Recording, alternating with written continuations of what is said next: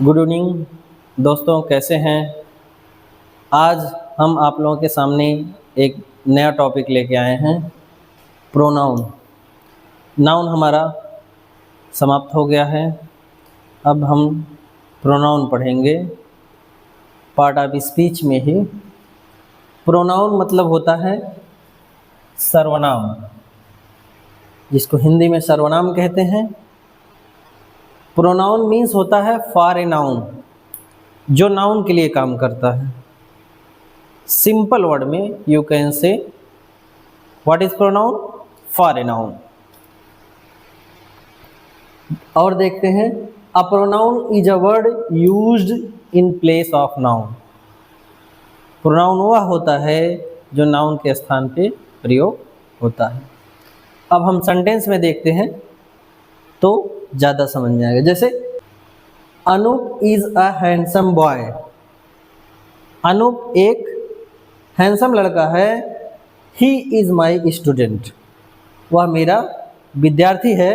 अब यहाँ हम कहते हैं Anoop is a handsome boy, और फिर यहाँ कहते हैं अनूप इज माई स्टूडेंट, तो इसका रिपीटेशन हो जाता अनूप का बार बार। रिपीटेशन जो है इंग्लिश ग्रामर में अच्छा नहीं माना जाता। और प्रोनाउन का यूज हम सुंदरता बढ़ाने के लिए कहते हैं, इससे वाक्य की सुंदरता बढ़े और रिपीटेशन ना हो बार बार नाउन का। जैसे बार बार नाउन लिखने से अच्छा ही लिख देते हैं। ही मतलब ही हुआ अनूप, ये हो गया हमारा प्रोनाउन। इसके बाद दूसरा एग्जाम्पल देखिए, जैसे Sachin is a good player. Sachin एक अच्छे प्लेयर हैं। और he is a good batsman, वे अच्छे खिलाड़ी हैं। अब बार बार सचिन का नाम लेने से अच्छा है कि हम प्रोनाउन यूज़ करें, और रिपीटेशन ऑफ नाउन सही नहीं माना जाता है। तो आई थिंक आप लोगों के समझ में आया होगा। और आगे हम देखते हैं काइंड्स ऑफ प्रोनाउन। प्रोनाउन के कितने भेद हैं। जैसे 9 टाइप्स ऑफ प्रोनाउन यहाँ हैं। 9 टाइप्स प्रोनाउन को हम लोग पढ़ेंगे। पहला मेरा है पर्सनल प्रोनाउन, पुरुषवाचक सर्वनाम। इसमें मेल जाति का बोध होता है। और दूसरा है हमारा डिमॉन्स्ट्रेटिव प्रोनाउन, ये संकेतवाचक प्रोनाउन है। इसमें इंडिकेट किया जाता है, जैसे दिस बुक, दैट पर्सन, ये सब हमारे डिमॉन्स्ट्रेटिव प्रोनाउन हैं। इसके बाद देखते हैं तीसरा हमारा इंट्रोगेटिव प्रोनाउन। इंट्रोगेटिव प्रोनाउन मतलब होता है प्रश्नवाचक सर्वनाम, इससे हम क्वेश्चन पूछते हैं। ठीक। चौथा हमारा है इंडेफिनिट प्रोनाउन, इसको अनिश्चयवाचक सर्वनाम कहते हैं। जैसे समबडी, नोबडी, एवरीबडी, ये सब जो है इंडेफिनिट प्रोनाउन में आते हैं। अगला हमारा है पांचवा रिलेटिव प्रोनाउंस, संबंधवाचक सर्वनाम होता है। जो रिलेटिव प्रोनाउन जैसे विच है, व्हाट है,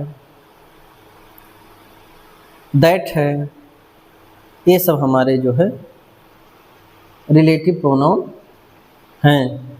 इसके बाद हम देखते हैं डिस्ट्रीब्यूटिव प्रोनाउन। डिस्ट्रीब्यूटिव प्रोनाउन मतलब विभाग सूचक सर्वनाम होता है। कोई चीज़ डिस्ट्रीब्यूट करना, जैसे ईच का प्रयोग जब हम करते हैं तो डिस्ट्रीब्यूटिव प्रोनाउन में, जैसे आइदर का प्रयोग करते हैं, नाइदर का प्रयोग करते हैं, ये सब हमारे जो है डिस्ट्रीब्यूटिव प्रोनाउन में आते हैं। आगे हमारा रिफ्लेक्सिव प्रोनाउन, निजवाचक सर्वनाम, जैसे अपनत्व की भावना, जैसे myself, yourself, their self, ये सब जो है निजवाचक सर्वनाम के अंतर्गत आते हैं। जैसे आठवां हमारा इम्फैटिक प्रोनाउन है, दृढ़ता सूचक सर्वनाम, जिसमें जोर दिया जाता है, इम्फेसिस दिया जाता है। और ए नाउन या प्रोनाउन के तुरंत बाद प्रयोग होता है, जैसे ही हिमसेल्फ कम, वो खुद आते हैं, वो खुद आते हैं। ही हिमसेल्फ कम, ये नहीं किसी को भेजते हैं कोई दूसरा पर्सन, यहाँ पे इम्फेसिस दिया गया है। और 9th हमारा है रेसिप्रोकल प्रोनाउन, परस्पर वाचक सर्वनाम। इसमें जो है वन अनदर, ईच अदर, आदि सब चीज़ें आती हैं। इसका 1 बाय 1 हम लोग स्टडी करेंगे। और उसी सिलसिले में हम लोग देखते हैं पर्सनल प्रोनाउन। जो हमारे पर्सनल प्रोनाउन हैं, पुरुषवाचक सर्वनाम, इसका जो डिफिनेशन है, a personal pronoun replaces the name of a person और thing to avoid repetition in a sentence. Sentence में रिपीटेशन को अवॉइड करने के लिए ही पर्सनल प्रोनाउन का प्रयोग होता है। अब इसको देखिए, पॉइंट किए हैं, जो प्रोनाउन किसी व्यक्ति या वस्तु के बदले में आए वही पर्सनल प्रोनाउन होता है। आगे हम लोग देखते हैं, जैसे एग्जांपल हम लोग देखते हैं, आई एम सिंगिंग, मैं गा रहा हूँ, ही इज रनिंग, वह दौड़ रहा है, we were playing, you are bathing, तुम नहा रहे हो। तो इन सब में जो है आई, ही, वी, यू पर्सनल प्रोनाउन हैं। ये सब हमारे जो हैं पर्सनल प्रोनाउन हैं। यहाँ नीचे लिखा भी है, और देखिए लिखा है आई, ही, वी, यू पर्सनल प्रोनाउन हैं। पर्सनल प्रोनाउन में 3 पर्सन होते हैं। अब इसका हम लोग स्टडी करेंगे। फर्स्ट पर्सन, जिसको हिंदी में उत्तम पुरुष कहते हैं, ये फर्स्ट पर्सन के जो हमारे प्रोनाउन हैं, इसको हिंदी में उत्तम पुरुष कहते हैं। ये स्पीकर होता है, ये खुद बोलता है। जैसे I, my, me, mine, we, our, us, ours, ये सब हमारे जो है फर्स्ट पर्सन के प्रोनाउन हैं, स्पीकर हैं। जैसे आई शैल गो, जैसे आई शैल गो, मैं जाऊंगा तो मैं खुद जाऊंगा, आई स्पीकर। अब जैसे we shall do our homework, हम अपना होमवर्क करेंगे, तो ये जो है प्लूरल है, ये सिंगुलर है फर्स्ट पर्सन का। इसका हम चार्ट बनाएंगे अगले वीडियो में, आप लोगों से जब मिलेंगे तो चार्ट बना के मिलेंगे। और सेकंड पर्सन इसका जो है मध्यम पुरुष है, इसको ऑडियंस कहते हैं, जो सुनने वाला होता है। जैसे यू है, योर है, योर्स है, ये सेकंड पर्सन। अब इसमें जैसे आई शैल गो, मैं जाऊंगा, मैं खुद काम कर रहा हूँ। अब इसमें देखिए you should learn your lesson, तुम्हें अपना पाठ याद करना चाहिए। तो इसमें मैं काम नहीं कर रहा हूँ, बल्कि सामने वाले से कह रहा हूँ you should learn your lesson. इसमें जो है ऑडियंस को मैं कह रहा हूँ, सामने वाले को कह रहा हूँ कि तुम्हें अपना पाठ याद करना चाहिए।